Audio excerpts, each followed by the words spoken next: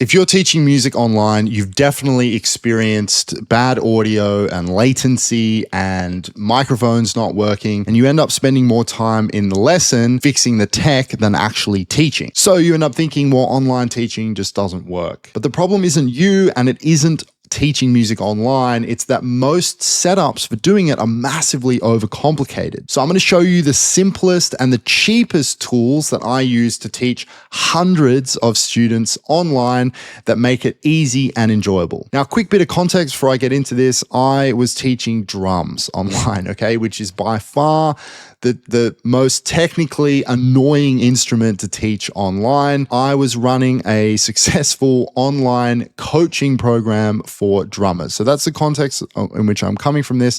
And these tools I used to deliver that program. Now, in the beginning, I was using all of these free tools. So most of what I'm going to show you today is free. Now, the first tool that I absolutely cannot live without is called Voicemeeter. Now, if you go to this website, Voicemeeter is a virtual audio mixer. This is free.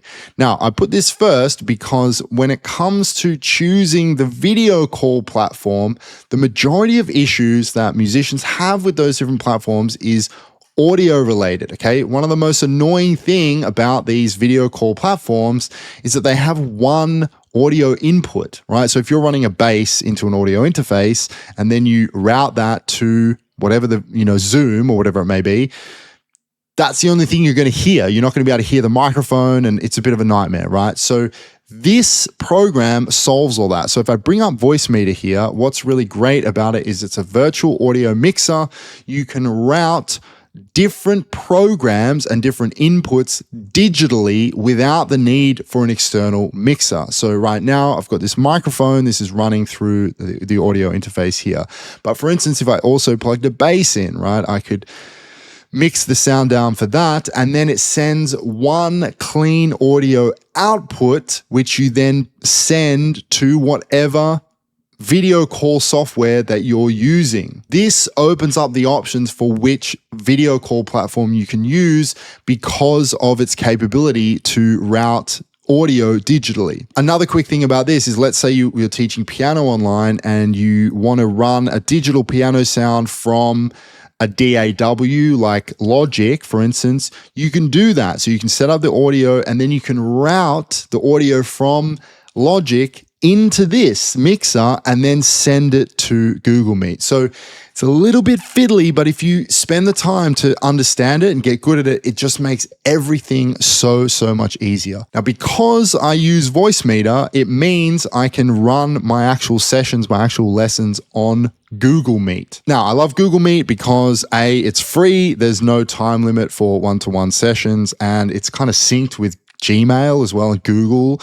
So it's easy for calendar invites and all that kind of stuff. I just love it. It's really simple. It's really straightforward. Now, again, because of Voicemeeter, it allows me to do this. It allows me to use whatever program I want. You can, of course, use Zoom, but you have to pay or deal with that 40-minute limit, whatever it may be. There are programs that attempt to combine these two things. Like, for instance, I know Moz, M-O-O-Z, has some more audio routing options because it's something that's made specifically for musicians, but of course it's not free. You have to pay for it, right? So if you want to go the purely free route, you can use Voicemeeter and you can use Google Meet. Now, one other thing to mention is because I was using a little bit more of a coaching format, which means there's a few more touch points in between each lesson, I'm a bit more concerned with just making sure that what I'm presenting to the student and, my audio is good. I'm less concerned with theirs, right? If we're really worried about their setup and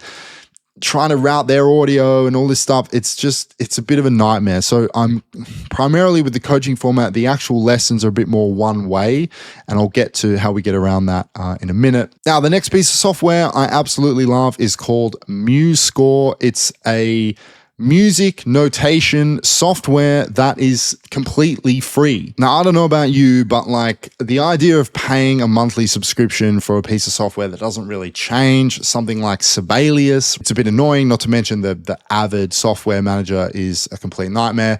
But the other thing is Sibelius is just like massively overpowered for what we need to do for lessons. So like if I bring up MuseScore here and I'll show you, like, this is an example of like a resource that I made for, one of my students. And MuseScore does it great, right? It looks really clean. You can format the page really easily. I don't need a piece of software that allows me to do like, some immensely detailed like big band arrangement for like 20 people. Like all I need is to get a couple of exercises down on the page to give to the student, right? And I just love it. MuseScore is very lean, it's fast, it works well, and it's free. If you're a music teacher or a musician, please consider subscribing, as all of the videos on this channel are aimed towards making teaching music online more enjoyable, more flexible, and more profitable. Now, the next tool that you want is some kind of file sharing hub. I used Google Drive. I've used it for years. I still use it. It's just great. Obviously, it's free, right? I think you get up to 50 gigabytes of storage. If you pay, I think it's like $2 or $3 a month, you get an extra 50 gigabytes, but you can definitely get away with the free one. Now, like I said before, I was teaching an online coaching program, so it was a 12-week program, but I ended up using Google Drive as like the home base. So obviously, as students moved through, I would send them the modules, and inside the modules, I had a bunch of videos, obviously, and some kind of supporting PDFs and whatnot. But if you're teaching one-to-one, which I was as well, I would just have a folder that's like, the student's name, and I would use that as the home base for, the PDFs that I make for them using MuseScore, or the videos that I film for them, or the videos that they send to me, which I'll get to in a second. But yeah, it's just great. It's simple, it's easy, and it's also well integrated. Again, like Google Meet with calendars and that sort of thing, it's kind of all in the same ecosystem. The piece of software here that I would recommend the absolute most, that I absolutely cannot live without, is Loom. Now, as part of my coaching online, okay, so a little bit of a differentiation there. Again, I talk a lot about this on this channel, but with the more of a coaching format, I'm offering a bit more touch points in between the lessons. And part of that, I would have students submit videos for me to give feedback on. So again, I would get them to upload the videos into Google Drive. Then I would watch the videos and use Loom to give them feedback. So what's great is in real time, I can watch the video and then I can give the students specific adjustments, what they need to change, what they need to watch out for. And it's just a great way, a great value add for your coaching, right? The student feels a bit more supported because you're making sure that they're doing what they need to do. So there's a little bit more accountability there as well. But I cannot overstate enough how much I use this tool even now.